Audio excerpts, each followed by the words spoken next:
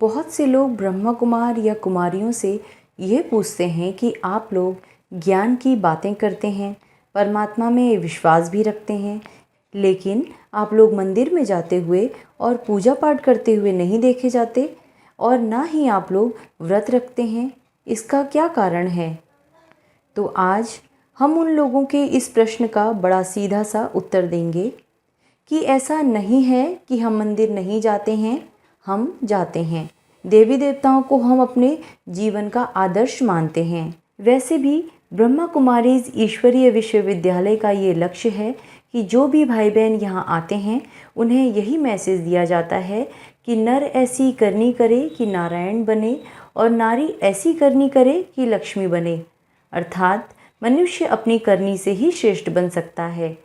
तो गृहस्थ जीवन में रहते हुए कैसे गृहस्थ जीवन को श्रेष्ठ बना सकते हैं, ये प्रेरणा लेने के लिए हम इस विश्वविद्यालय में जाते हैं। आज भक्ति के अंदर पूजा पाठ आदि जो भी कुछ हम करते हैं, ये सब एक आधार है, क्योंकि भगवान में मनुष्य का मन ज़्यादा देर नहीं लगता। इसीलिए वो सोचता है कोई ना कोई आधार अपना ले ताकि भगवान में उसका मन लगे, किसी भी माध्यम से मन लग जाए। इसीलिए ये साधन अपनाए हैं। क्योंकि वैसे भी कहा जाता है कि व्यक्ति किसी की भी सेवा करता है स्थूल रूप में, तो जिसकी वो सेवा करता है उसके प्रति उसका प्यार ध्यान नेचुरली जाता है। इसी तरह भगवान की सेवा करते हुए हम एहसास करते हैं कि हमारा ईश्वर से प्यार जुड़े और उससे हमारा मन सहज उनमें लगे। लेकिन कई बार ये देखा गया कि ये एक रिचुअल के रूप में रह जाता है और मन तो कहीं और भटक रहा होता है।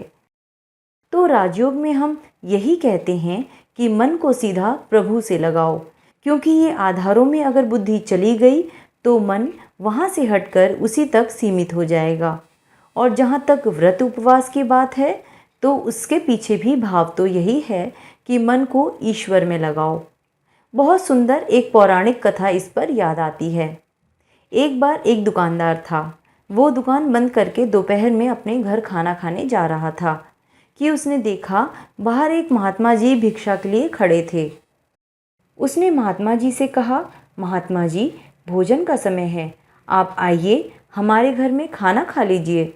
महात्मा जी ने उसके यहाँ पे भोजन किया और भोजन करने के बाद महात्मा जी ने स्वाभाविक रूप से उस दुकानदार से पूछा कि सारे दिन में आप भगवान को कितना याद करते हैं? तो दुकानदार ने कहा, टाइम कहाँ मिलता है, सारा दिन तो दुकान में बिजी रहते हैं, फिर समय ही कहाँ मिला भगवान को याद करने का। महात्मा जी मुस्कुराए और कहा, आपको समय नहीं मिलता है? फिर महात्मा जी ने उनसे पूछा, आप भोजन कितनी बार करते हैं? दुकानदार ने कहा, 3 बार। फिर महात्मा जी ने पूछा, एक बार भोजन करने में कितना समय जाता है? तो उसने कहा, लगभग आधा घंटा तो कम से कम चला ही जाता है। तो महात्मा जी ने एक विधि बताई कि आप ऐसा करें कि एक दिन आप एक समय का भोजन ना करें तो चल सकता है, आधा घंटा बच जाएगा और उस आधे घंटे में आप ईश्वर को याद कर लेना। कलयुग में अगर आधे घंटे भी ईश्वर को याद किया तो पुण्य का खाता जमा होगा। दुकानदार ने सोच विचार करके कहा, हाँ इतना तो मैं कर सकता हूँ कि एक दिन एक समय का भोजन नहीं करूँगा और वो आधा घंटा ईश्वर को याद करूँगा। फिर महात्मा जी ने कहा, ठीक है, अगर संभव हो कि 2 टाइम के भोजन के बिना चल जाए तो और भी अच्छा है, 1 घंटा मिल जाएगा भगवान को याद करने के लिए। अगर तुमने इस कलयुग में 1 घंटा भी भगवान को याद किया तो भी बहुत पुण्य मिल जाएगा। तो दुकानदार को ये सुझाव पसंद आया। उसने कहा, हाँ ये भी मैं कर सकता हूँ कि एक दिन मैं 2 समय का भोजन छोड़कर बस एक बार रात को ही भोजन कर लूँगा। फिर महात्मा जी ने कहा, अगर ऐसा हफ्ते में 2 बार कर सकते हो तो और अति उत्तम होगा। दुकानदार ने कहा, हाँ ये भी हो सकता है। और वहाँ से उपवास शुरू हुआ। अगर हम उपवास को 2 अलग शब्दों में देखें तो उप के 2 अर्थ होते हैं। उप मतलब ऊपर और उप मतलब नज़दीक, यानी ऊपर निवास करने वाले परमात्मा के नज़दीक हमारी बुद्धि का वास रहे, यह है उपवास। यानी ऊपर वाले के पास हमारी बुद्धि का वास हो और वहाँ से उपवास शुरू हुए। तो कहने का भावार्थ, पूजा पाठ, उपवास, ये सब के पीछे भाव यही है कि हम मन को परमात्मा में एकाग्र कर परमात्मा को याद करें।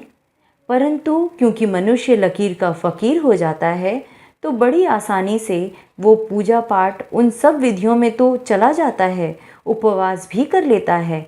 लेकिन देखा गया है कि जिस दिन उपवास होगा उस दिन मनुष्य फलाहार भी खाएगा और दूसरे दूसरे प्रकार के व्यंजन भी खाएगा, अलग अलग प्रकार के पेय भी पिएगा। तो समय तो खाने पीने में ही चला गया, भगवान को याद कहाँ किया। तो असली मकसद तो कहीं ना कहीं पीछे छूट गया। तो अगर आप मंदिर नहीं भी जाते, व्रत उपवास नहीं भी करते, इसका मतलब ये नहीं कि आप परमात्मा से प्यार नहीं करते या उन्हें याद नहीं करते। आप कहीं भी रहकर, किसी भी परिस्थिति में रहकर अगर अपनी बुद्धि परमात्मा में लगा लेते हैं तो मंदिर जाने, पूजा पाठ करने या व्रत उपवास करने से भी शायद कहीं ऊपर है। तो कहने का भाव यही है कि पूजा पाठ आदि क्रियाओं को करते हुए अपना मन परमात्मा में एकाग्र करना ही सच्ची सच्ची पूजा होगी। अच्छा, ओम शांति।